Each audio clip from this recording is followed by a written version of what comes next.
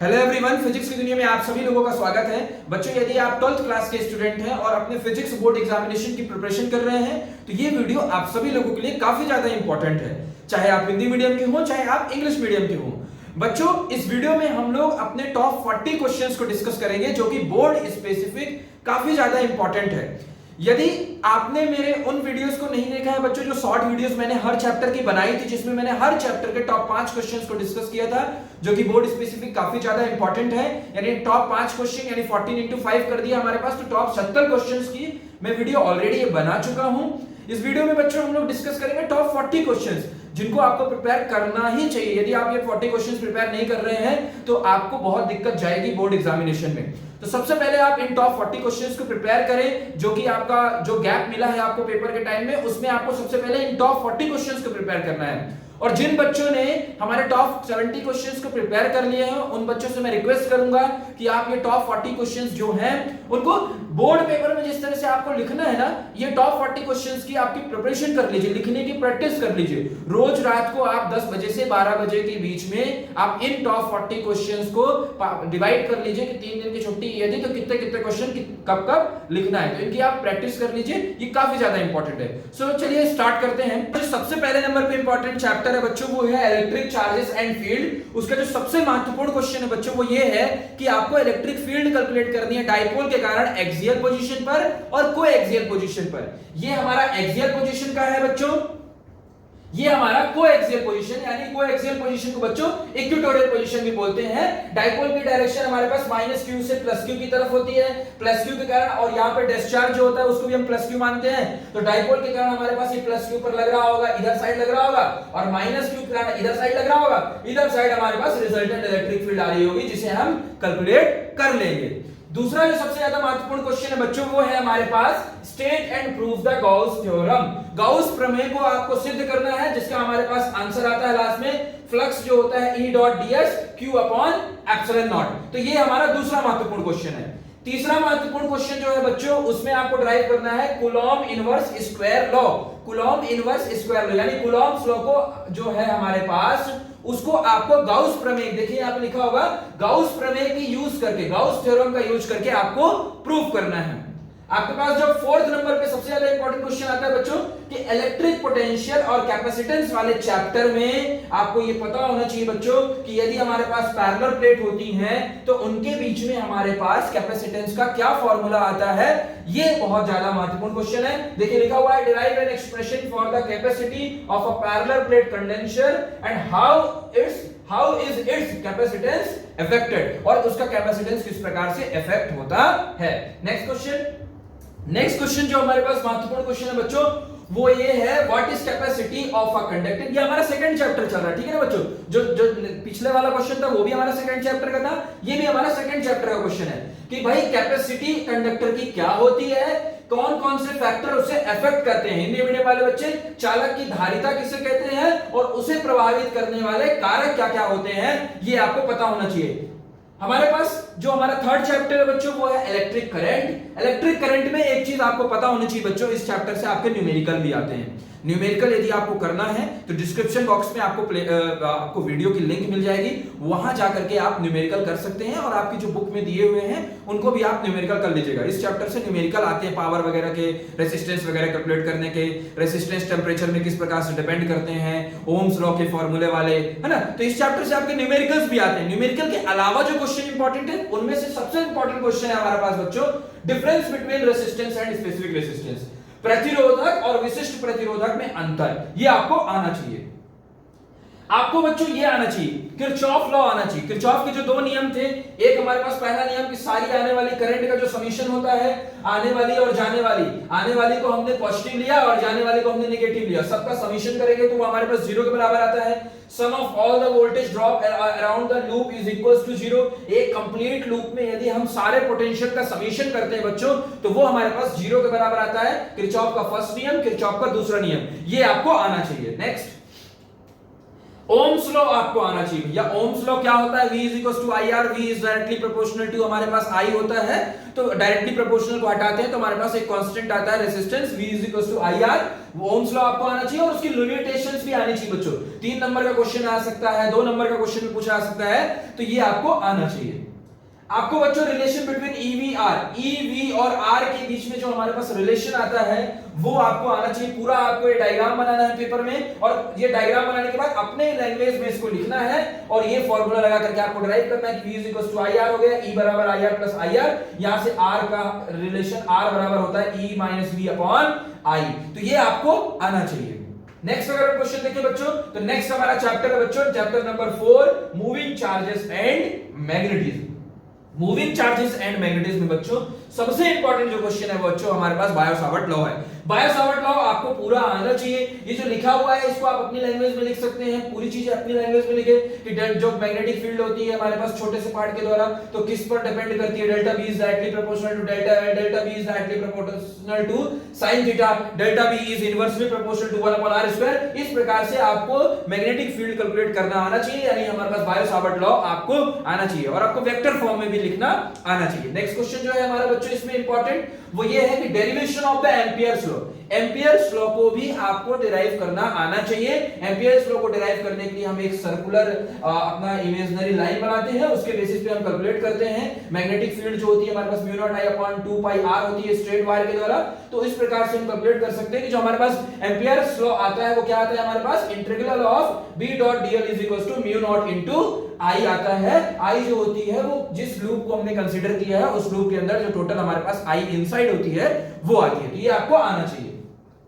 जो हमारे पास ये क्वेश्चन नेक्स्ट क्वेश्चन इंपॉर्टेंट है बच्चों इस चैप्टर में वो ये है कि आपको derive the expression for the intensity of magnetic field at a centre of current carrying circular coil with a turns. धारा वहन करने वाले वृत्तीय कुंडली के केंद्र पर चुंबकीय क्षेत्र मतलब सेंटर पर, यदि किसी भी सर्कुलर कॉइल है आपके पास उसमें करंट फ्लो हो रही है तो उसके सेंटर पर जो हमारे पास मैग्नेटिक फील्ड आती है बच्चों वो कैलकुलेट करना आपको आना चाहिए।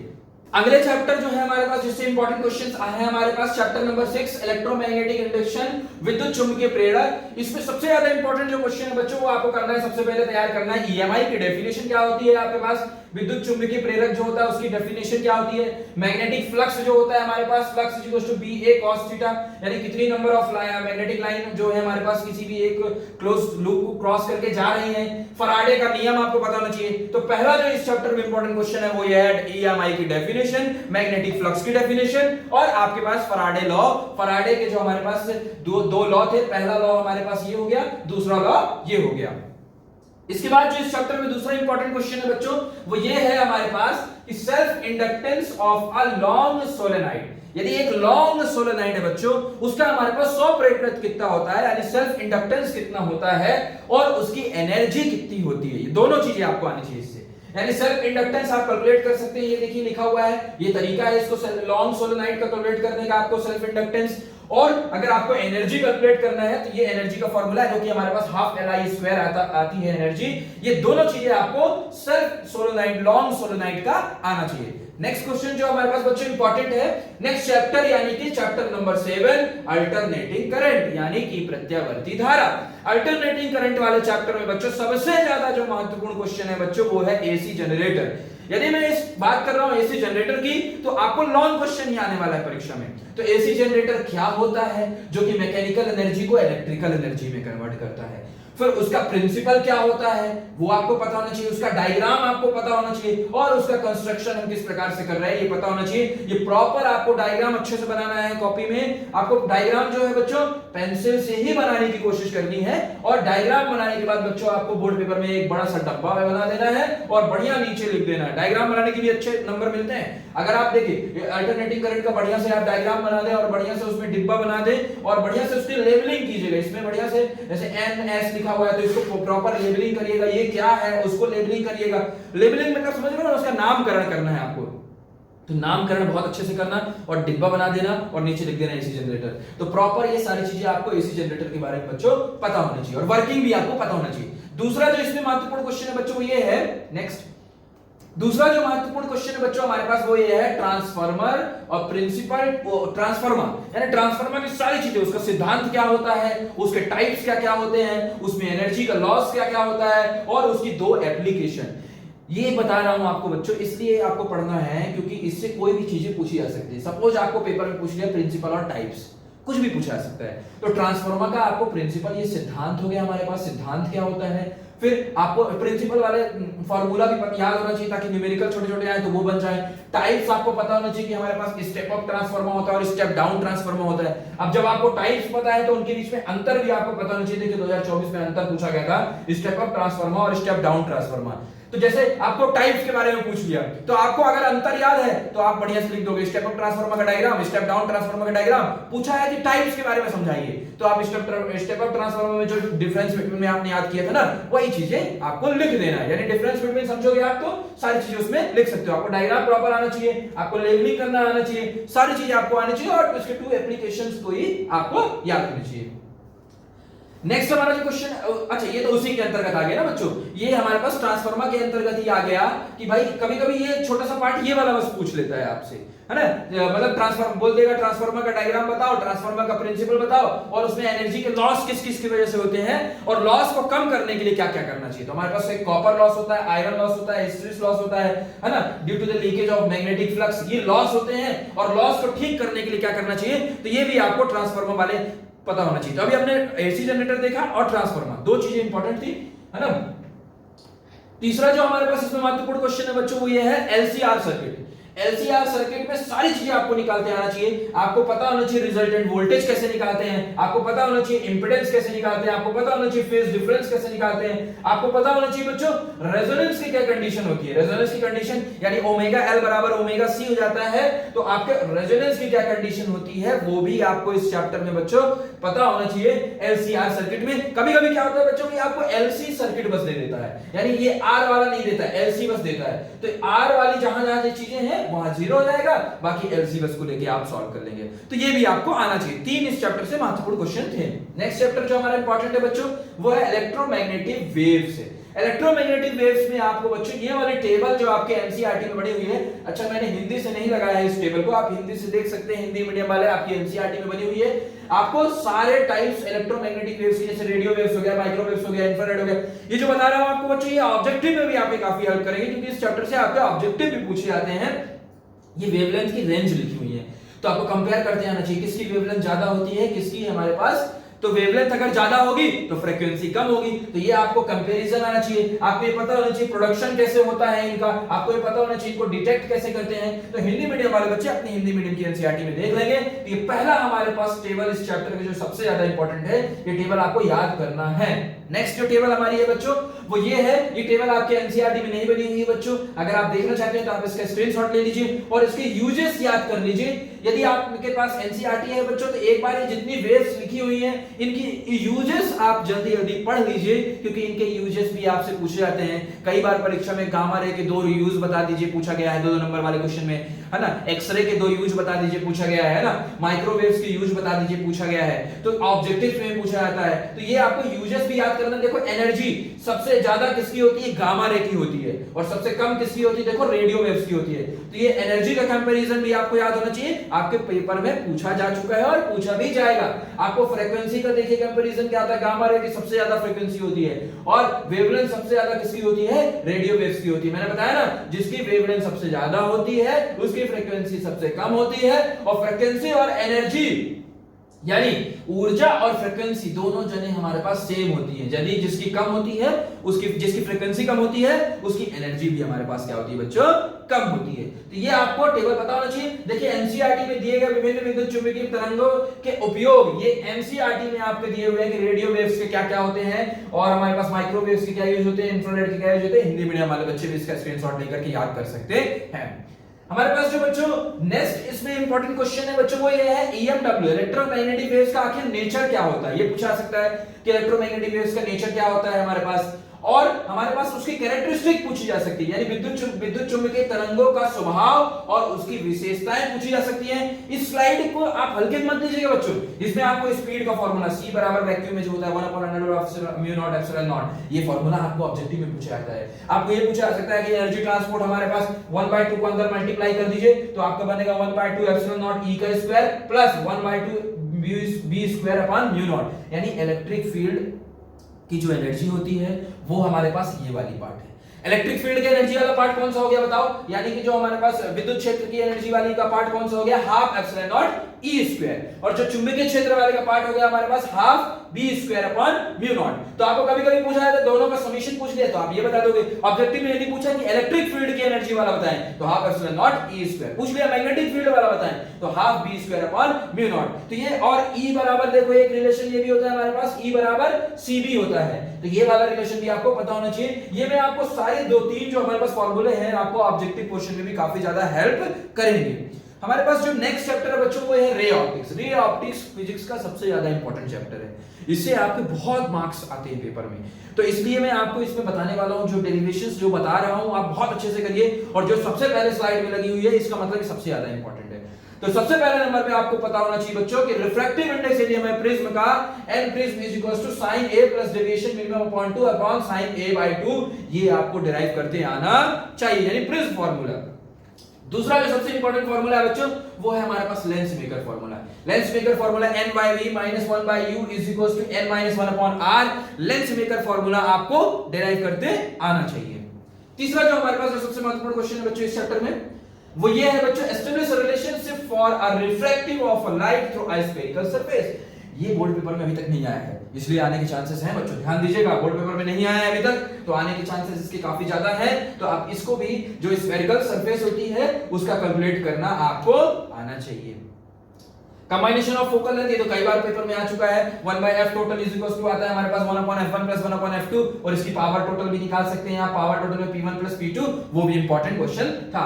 थ्योरी पार्ट में अगर हम बात करें तो बच्चों TIR की कंडीशन आपको पता होना चाहिए, टोटल इंटरनल रिफ्लेक्शन जो होता है हमारे पास यानी पूर्ण आंतरिक परिवर्तन, उसकी जो विशेषता होती है वो आपको पता होना चाहिए, है ना।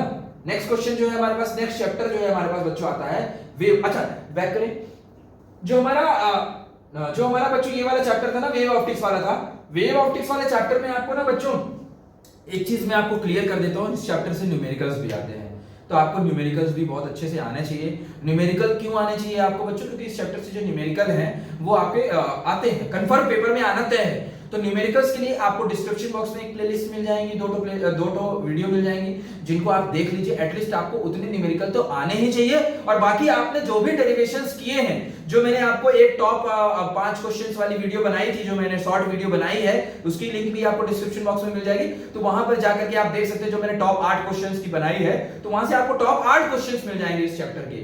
तो उनमें जो फॉर्मूले डेराइव हुए, अगर आपको डेरिवेशन नहीं करना है तो आप जितने मैंने इस चैप्टर में अभी बताए इंपॉर्टेंट क्वेश्चंस, उनके डेरिवेशन सीख लीजिए, बाकी सबके फॉर्मूले याद कर लीजिए, ताकि आप न्यूमेरिकल्स अच्छे से कर पाए। न्यूमेरिकल अगर आपसे नहीं बन रहा है बच्चों पेपर में, तो आप पूरा गिवन दैट लिख दीजिए, पूरा डायग्राम वगैरह बना दीजिए, और उससे रिलेटेड आपको जितने भी फॉर्मूले याद आ रहे हैं वो सारे फॉर्मूले आप लिख दीजिए वहां पर, ठीक है ना। इसलिए बता रहा हूं आपको ताकि आपको नंबर मिल सके। न्यूमेरिकल आ गया छोड़ के नहीं आना है आपको कि आप न्यूमेरिकल हाय राम न्यूमेरिकल आ गया छोड़ दे, नहीं छोड़ना नहीं है बिल्कुल भी। आपको न्यूमेरिकल को अटेम्प्ट करने की कोशिश करनी है, गिवन दैट लिखना है, और जो भी फॉर्मूले आपको याद आ रहे हैं वो सारे फॉर्मूले लिख देना है। क्योंकि जो मैंने आपको वीडियो बताया ना वो वाली वीडियो, आप उसमें जितने 8 क्वेश्चंस के मैंने डेरिवेशन बताए आपको, उन सबके फॉर्मूले याद कर लो, और फॉर्मूले याद कर लो, और जो इस वीडियो में मैंने बताया 3-4 ठो, उनके डेरिवेशन सीख लो। तो डेरिवेशन सीख लोगे, अगर इनमें से आएगा डिराइव कर लोगे। अगर आपको न्यूमेरिकल आ गया तो न्यूमेरिकल तो बन ही जाना चाहिए ना, कम से कम फॉर्मूला यूज करके थोड़ा बहुत आप लिख सकते हैं। तो फॉर्मूला जरूर याद कर लीजिएगा, और गिवन दैट के बाद आपको फॉर्मूला जो यूज करना है, अगर आपको समझ में नहीं आ रहा है कौन सा फॉर्मूला यूज करना है, तो जो आपको याद है वो लिख दीजिए आप, ठीक है ना। नेक्स्ट हमारे पास नेक्स्ट चैप्टर जो है बच्चों वो है हमारे पास वेव ऑप्टिक्स। वेव ऑप्टिक्स में ज्यादा इंपॉर्टेंट क्वेश्चंस ज्यादा नहीं है, क्योंकि रे ऑप्टिक्स और वेव ऑप्टिक्स एक ही यूनिट के अंतर्गत आता है। तो वेव ऑप्टिक्स में आपको इंटरफेरेंस ऑफ लाइट की डेफिनेशन याद कर लीजिए आप, प्रकाश तरंगों का व्यक्तीकरण, और आप याद कर लीजिए कि उसकी एसेंशियल कंडीशन क्या होती है। और ये फ्रिंज विड्थ वाला जो formula beta is equal to lambda capital D by small d, ये फार्मूला याद कर लीजिए। और प्लेन ऑफ पोलराइजेशन और प्लेन ऑफ वाइब्रेशन, ये क्या होता है, इनके डेफिनेशन याद कर लीजिए, यानी कि हमारे पास ध्रुवीकरण और स्पंदन तल जो होते हैं वो क्या होते हैं, ये 3 क्वेश्चन इस चैप्टर में आपको याद करना है। नेक्स्ट चैप्टर जो है बच्चों हमारे पास वो है dual nature of the radiation and matter. इसमें पहला जो इंपॉर्टेंट महत्वपूर्ण क्वेश्चन है बच्चों ये है हमारे पास photo electric effect. Photo electric प्रभाव क्या होता है, उसके लॉ क्या होते हैं, और आइंस्टीन की जो इक्वेशन आई थी, ये दिख रही है आपको आइंस्टीन की इक्वेशन बच्चों, कि जो एनर्जी होती है वो किसके बराबर होती है हमारे पास, work function h mu not plus half mv square के बराबर होती है। ये आपको आइंस्टीन इक्वेशन आने चाहिए। दूसरा जो इंपॉर्टेंट क्वेश्चन है बच्चों इस चैप्टर में वो है हमारे पास डी ब्रॉगली वेवलेंथ की इक्वेशन, और तीसरा जो कुछ डेफिनेशन पार्ट आती है इससे, जो कि मैं बता रहा हूं आपको, थ्रेशोल्ड फ्रीक्वेंसी, थ्रेशोल्ड वेवलेंथ और स्टॉपिंग पोटेंशियल और मैटर वेव की कैरेक्टरिस्टिक। यानी इस चैप्टर से हमारे पास ये 4 महत्वपूर्ण प्रश्न हैं जो आपको करना ही है। एटम नाम के चैप्टर में बच्चों आपके 2 बहुत महत्वपूर्ण क्वेश्चन है। एक तो रदरफोर्ड का एक्सपेरिमेंट के जो पोस्टुलेट्स आए थे और क्यों फेल हुआ था ये चीज, और दूसरा जो महत्वपूर्ण क्वेश्चन है बोहर एटॉमिक मॉडल के पोस्टुलेट्स। यही 2 क्वेश्चन इस चैप्टर से इंपॉर्टेंट है।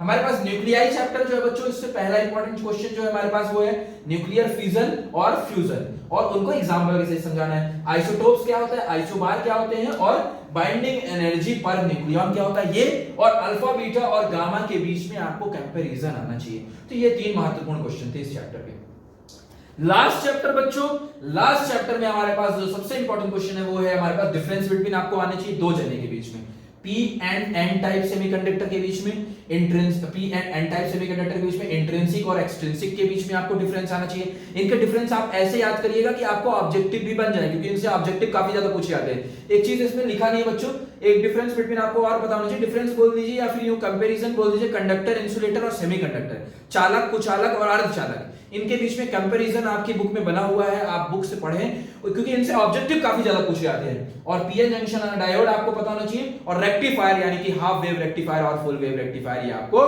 पता होना चाहिए। ये हमारा लास्ट चैप्टर, ठीक है बच्चों। तो यही थे आपका टॉप 40 क्वेश्चन। इन टॉप 40 क्वेश्चंस को बच्चों आप सबसे पहले प्रिपेयर करें। यदि आपको लग रहा है कि आप फेल होने वाले हैं पेपर में या फिर आपके कम मार्क्स आने वाले हैं, तो आप सबसे पहले इन टॉप 40 क्वेश्चंस को प्रिपेयर करें, क्योंकि सबसे ज्यादा इंपॉर्टेंट यही है। यदि आपको और अच्छे मार्क्स अपने गेन करने हैं या फिर चाहते हैं आपकी सारा पेपर आपसे बने, सारे क्वेश्चंस आपसे बन जाए, तो आप डिस्क्रिप्शन बॉक्स में जो टॉप 5 क्वेश्चन हर चैप्टर के बनाया हूं उनको कर लीजिए। ये जब सारी चीजें आपकी हो जाए, पहले ये टॉप 40 क्वेश्चंस और जो बचे हुए 30 क्वेश्चन जो आपको वीडियोस में मिल जाएंगे, वो यदि 70 क्वेश्चन आपके कंप्लीट हो जाते हैं, उसके बाद आप बाकी के अपने चैप्टर्स को प्रिपेयर करें, बाकी के क्वेश्चंस को आप प्रिपेयर करें, ऑब्जेक्टिव्स को प्रिपेयर करें। न्यूमेरिकल पोर्शन के लिए आप लाइट वाले चैप्टर से और आपका जो करंट वाला चैप्टर है उससे, ये 2 चैप्टर से आप न्यूमेरिकल्स काफी अच्छे से प्रिपेयर कर लें। मिलते हैं नेक्स्ट वीडियो में। मैं आशा करता हूं, मैं उम्मीद करता हूं, आई प्रे टू गॉड कि आप सभी लोगों का पेपर काफी अच्छा जाए और आप सभी लोगों का